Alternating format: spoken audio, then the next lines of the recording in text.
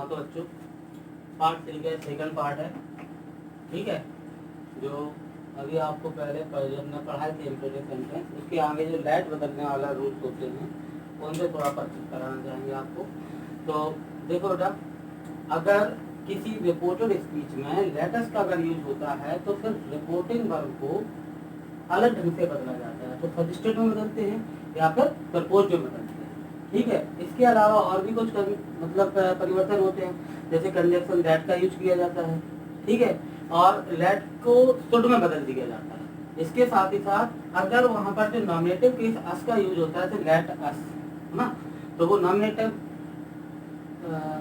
Objective case होगा, sorry, तो उसके स्थान पर हम दे या बी में से कोई चीज रख देंगे, क्योंकि ये ऑब्जेक्टिव केस है और इसके स्थान पर नॉमिनेटिव केस अर्थात कर्म को हटाकर कर्ता का यूज किया जाता है। अगर ये जो लेट अस अगर यहाँ पर आएगा तो उसको देखा जाएगा कि रिपोर्टिंग वर्ब से किस तरीके से वो रिलेटेड है। अगर किसी थर्ड पर्सन से होगा तो दे आएगा और यदि फर्स्ट पर्सन से होगा तो बी आएगा, ठीक है। तो देखो जैसे हमने एग्जांपल लगाया है आपके लिए, ही said let us go for a walk. कह रहा है कि उसने कहा कि चलो हम लोग टहलने जाते हैं, कहीं घूमने जाते हैं। तो उसी के लिए उसने आपका ये सुझाव हो गया है या प्रस्ताव हो गया है, आप कोई भी नाम दे सकते हैं, लेकिन देना दो ही है, या तो सजेस्टेड या फिर प्रपोज। इनके लिए अलग से कंडीशन नहीं है कि इस दशा में सजेस्टेड लिखना है, इसमें प्रपोज लिखना है, नहीं। आप प्रपोज भी लिख सकते हो और चाहो तो उसके स्थान पर सजेस्टेड भी लिख सकते हो। तो ही सजेस्टेड दैट, कंडीशन जो भी लगेगी वो दैट लगेगी। और ये जो अस लिखा हुआ था लेट अस, तो अस क्या है, फर्स्ट पर्सन का प्लूरल नंबर है।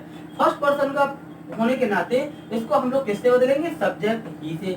ही क्या है, ये थर्ड पर्सन का सिंगुलर नंबर है, और ये अस क्या है, ये फर्स्ट पर्सन का प्लूरल नंबर है।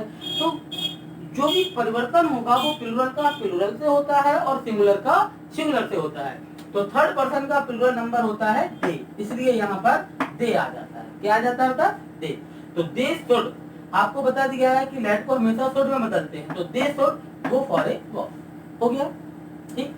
अब कुछ चीजें अलग भी आती हैं, इनसे हटकर होती हैं। जैसे यदि प्रार्थना सलाह लेट देयर बी से प्रारंभ हो, अभी तो यहाँ लेटस का बात चल रही थी, लेकिन यहाँ पर बात हो रही है लेट देयर बी।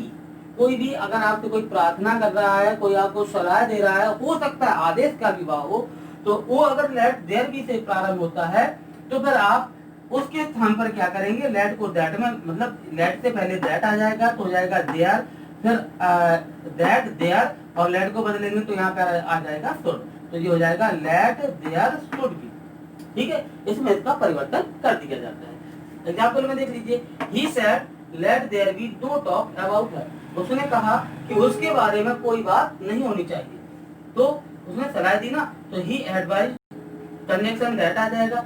जब जब लेट को आप शुड में बदलोगे तब तब कंजंक्शन दैट आता है, अदरवाइज नहीं आता है।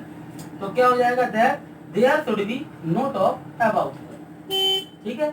इसके बाद लेट मी अगर है तो उसको हम लेट हिम में या लेट हर में जो भी परिवर्तन होगा उसके अकॉर्डिंग कर देंगे, ठीक है।